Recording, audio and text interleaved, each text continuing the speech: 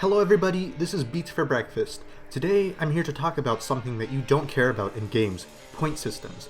You've definitely played a few games in your life that have these, even if you don't remember. I imagine that a good amount of viewers don't know what I'm talking about, so let me define it. When I say point system, I mean a system that's meant to track your score in a game using points. Points are rewarded when you do certain score-worthy things, like defeating multiple enemies at once, not taking damage in a fight, playing through a level quickly, and so on. As an example, in the original Super Mario Bros., you would get 100 points when you jumped on an enemy. If you managed to land on another enemy before landing on the ground, you'd get an extra 200 points, since that's a platforming feat. If you continued this jumping chain, you get 400 points, 1000 points, 5000 points, and so on until you would start getting extra lives. Games with point systems sometimes have the total score displayed as a raw number at the top of the screen. Your score being shown this way was more common in the past, but you've definitely seen it somewhere before. The goal of these point systems is to give the player a concrete rating on how well they're playing. The idea is very straightforward. There are certain actions in a game that developers deem worthwhile. When the player performs these actions, they're given a specific amount of points as a reward. When the action is trickier to pull off, the player is in turn rewarded with more points for pulling it off. Point systems probably appear in more games than you realize. Some of them are more obvious than others, like games that show the total score at the top of the screen at all times. Some of them have point systems that are more subtle and out of the way. Some point systems are even invisible to players for most of the time they play. Point systems sound like a nice idea, right? It seems like they would add an extra layer of depth to the game by giving the player something more dynamic to shoot for, like a high score. It would ideally encourage players to optimize their playstyle to earn more points. Here's the thing though, nobody cares. Nobody cares about point systems. Nobody cares about what their score is, with a few special exceptions. If you've played games with a point system, chances are you just flat out ignored it until you forgot that it existed in the first place. Obviously, this isn't a good thing. Whenever a developer makes a feature that just gets completely ignored by virtually all players, it's a waste of resources. Why do players never care about these point systems? Why don't players care about their score in a game? Well, there's actually a lot of reasons. For starters, getting points is almost never one of the main focuses in the game. There's always a simple primary objective, like beating a level, winning a fight, or just surviving. Developers take care to communicate that these are the primary objective to the player, and the player follows suit and plays to that objective. Many games have secondary objectives as well, like finding secrets. These secondary objectives are also usually simple, and they tend to reinforce the main objective in the game. If a secondary objective is to find items that will increase your total health in an action game, that reinforces the main objective of winning fights in that game. Getting points, on the other hand, is almost never a worthwhile objective. Getting high scores never really rewards players with anything that would help their main objectives, since points tend to be very isolated from other game systems. Players have low incentive to earn points because earning points is not really rewarded.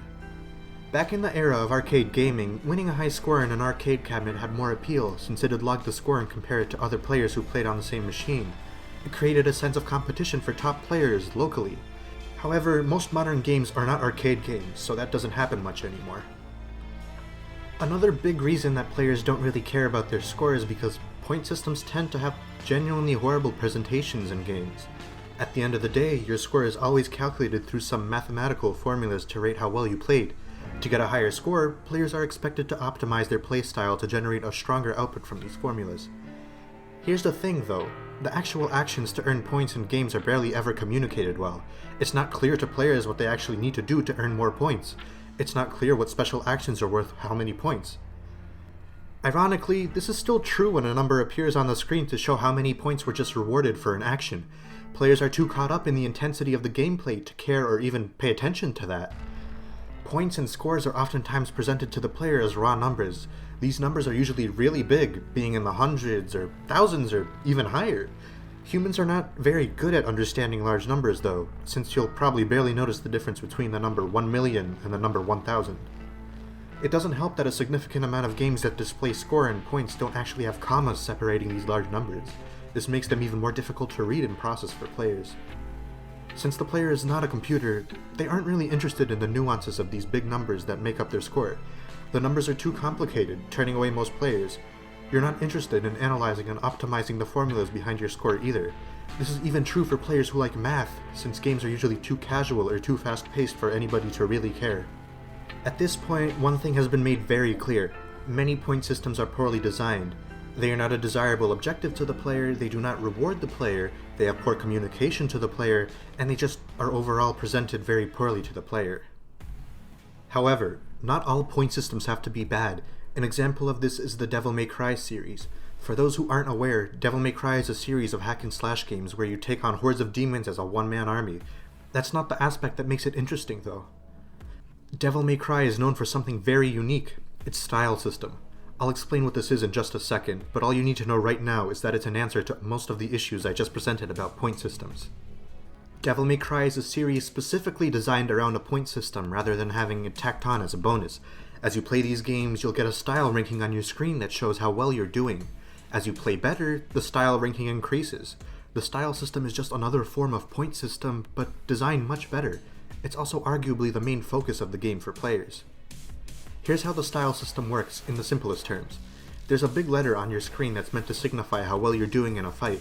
It starts out as a D rank, but you can increase it to C rank, B rank, A rank, S rank, double S, and triple S.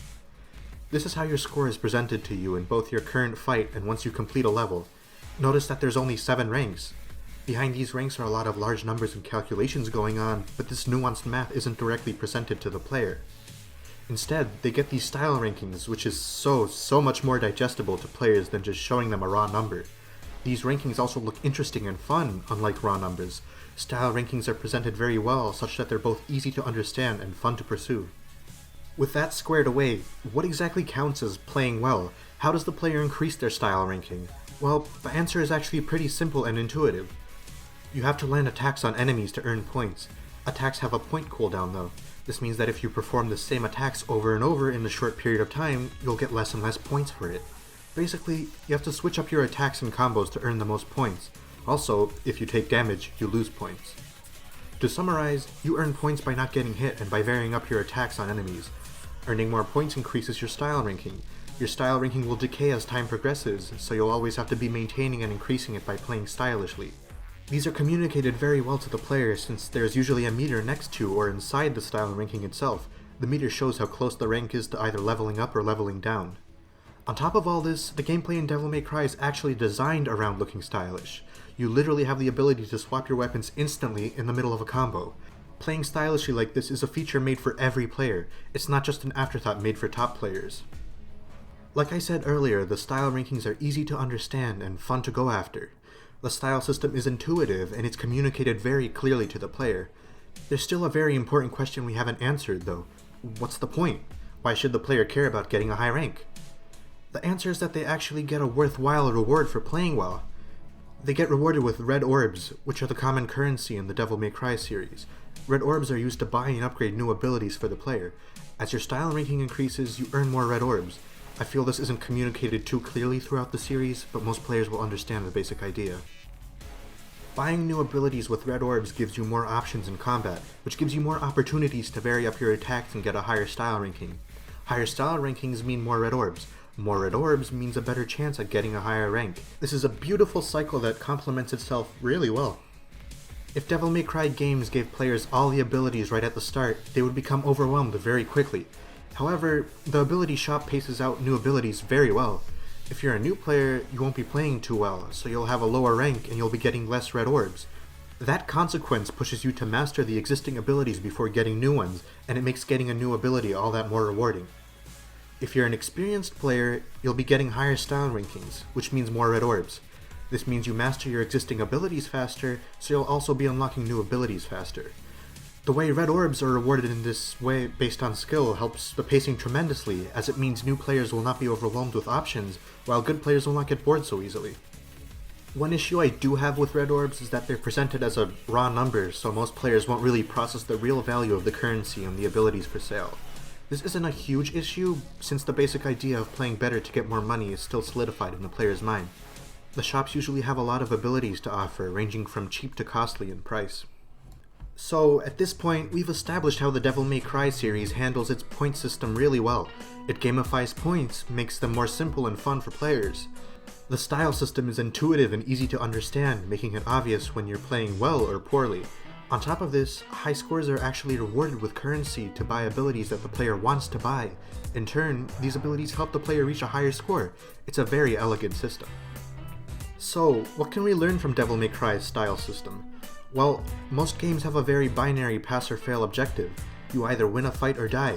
You either beat a level or game over. These games never really encourage the player to play better than the lowest viable skill level. Devil May Cry, on the other hand, expands that pass or fail binary into a spectrum of success. Once you can survive your battles, you're still encouraged to get better at the game. This is a lot more dynamic and entertaining for players. The skill ceiling is much higher than the majority of games, and Devil May Cry not only acknowledges that, but also plays to that strength. In short, I believe the Devil May Cry series is an excellent demonstration of how games can make their objectives appealing for players of all skill levels. Unlike Devil May Cry, many games that do have high skill ceilings never directly encourage the player to master the game. This means that the only times a player would actually care about mastering the game would be if they feel the mastery is enough reward by itself. And this isn't a bad thing, but many games seem to be very nervous and very afraid of directly asking the player to master the game. It's like a bonus objective that the player has to set for themselves in these cases. Devil May Cry shows that this doesn't have to be the case, though. This series has courage to directly ask the player to master the game, and rewards all skill levels in appropriate ways. Your first time getting a B rank will be just as satisfying as your first time getting an S rank. This has been Beats for Breakfast, and I hope you enjoyed.